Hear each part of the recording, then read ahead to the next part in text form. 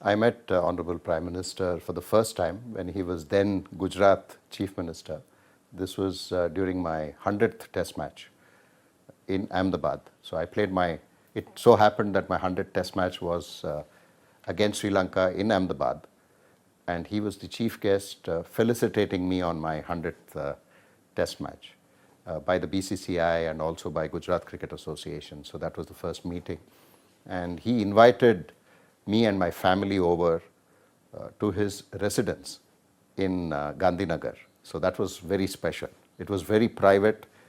So I had the good opportunity to interact with him during that period, and it felt as though I have come to someone who I have known for a long time to their house, and that's how he made us feel.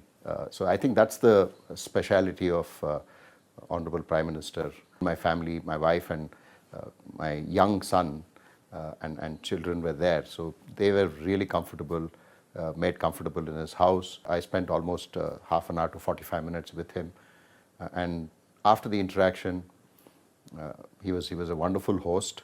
We felt really special because he literally came outside, dropped us till the car, and then bid goodbye. I mean, that to me is really fresh in my mind, and it's remained so for so many years, the kind of interactions that I've had with him. Being the Chief Minister of Gujarat, I've had many interactions. Then subsequently, when he became the Honorable Prime Minister of our country, even then I've had many interactions. So every time it's been very personal. He recalls everyone's name in the family, he recalls my wife's name. And I think that to me is very special. And even here, when I met him in Bengaluru last year during the air show, he had come down, and some of our cricketers, friends were also there. And the interaction again was very similar. Spoke about cricket, spoke about how India has become a force in the international cricket arena. And I also spoke to him about a sport technology that I have developed, and I gave him a sticker, and I told him this is a part of the Make in India, Startup India program, and I'm as a startup, I'm also a part of that. So he was very happy, and he took the sticker with him.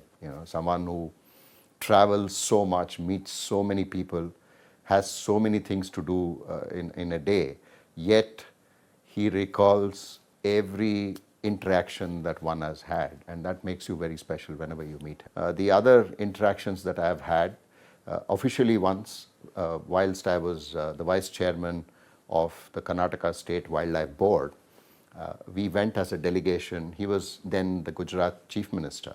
So we went to make a request for our Mysore Zoo, the Gujarat government, to give Karnataka the Asiatic lion to come from Junagadh Zoo. Whenever these kind of meetings happened, he was abreast of all the things that we would discuss, and he would himself point out, and I recall his knowledge on wildlife, on everything else, conservation. He was talking that.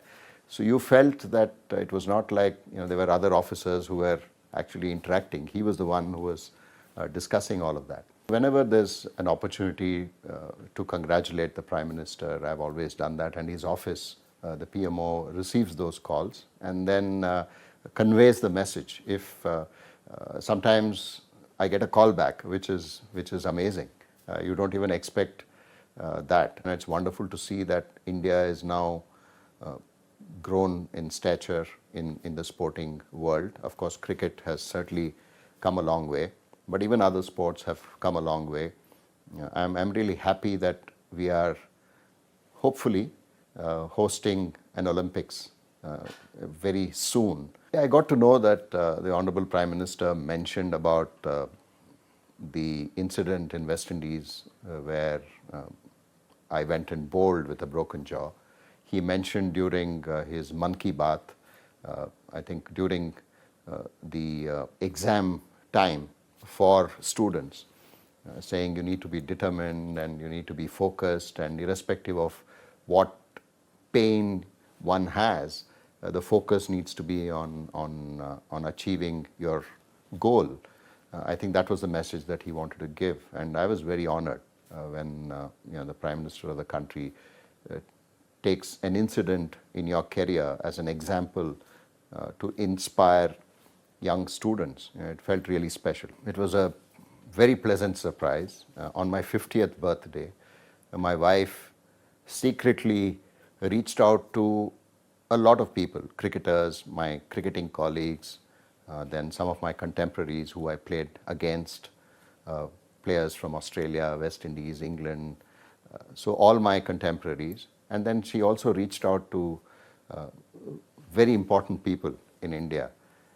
And I never expected that I would receive a personal letter from the Honorable Prime Minister. So it's a very special feeling to receive a personal note from the Honorable Prime Minister on my 50th birthday. He's done quite a lot for Gujarat cricket. His knowledge, not just about the administration, but also about the game itself, about players. He would ask, so what is this player doing? Why is he not in this team? So those kind of questions really sort of amazes you, because someone who's so busy and he has a lot of other things to, more important things to handle, but yet he was still keeping track of what was happening in the cricketing world. Certainly makes you feel really nice about it. And the best part was, it's not just about reaching out or congratulating when teams win. I think what I've seen of him is also when in sport you have disappointments. It's not always that you go and get a trophy all the time. So even during those times, he's been with the sportsmen. And that to me is a very special feeling, because it's not just reaching out to athletes when they win.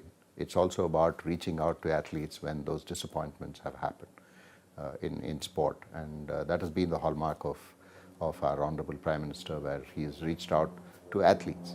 I think the confidence that an athlete gets when your Prime Minister calls or interacts just before an event, saying, come on, all the best, we are with you, the whole nation is with you, it gives you a tremendous boost in confidence. And he's done that consistently throughout. I've seen that personally with me, and also with not just cricket but also other sports. And that is very special, because when your Prime Minister before any tournament interacts with you, or whilst, like I mentioned, it's not just about congratulating athletes when they win, but also putting an arm on their shoulder when things don't go well is equally important. And we saw that when India lost to Australia in that final in Ahmedabad, in that 50-over World Cup championship in cricket. But immediately after that, he was in the dressing room putting an arm on the shoulder of players. And then we saw how India responded in the T20 World Cup, went on to win the World Cup. So I think these moments remain a lasting impression on players and on athletes as well. And with Khelo India coming through, like I mentioned, hopefully India will be able to win the bid for the Olympics in 2036, and that will be a very special feeling. And this is something that he's had as a vision from the start, whenever I've had those interactions with him. So it'll be a dream come true when that happens. Whenever you interact with him, I've always sort of kept that it resonates with the kind of person that he is that he makes you feel absolutely comfortable. You don't feel sometimes heads of state, head of the nation, you always are a bit nervous, but with him, he makes you comfortable, gets very personal, he talks to you like any family member, and remembers all the meetings that you have had previously, and goes back to those and sort of asks, how has that progressed? So I think these kind of interactions certainly makes him very special, and the energy that he has, may he continue to have that kind of energy. I mean, nobody can really believe that someone can be so energetic with the kind of sort of time that he needs to give with running the nation. So it's wonderful to see him at the helm, and I wish him all the very best.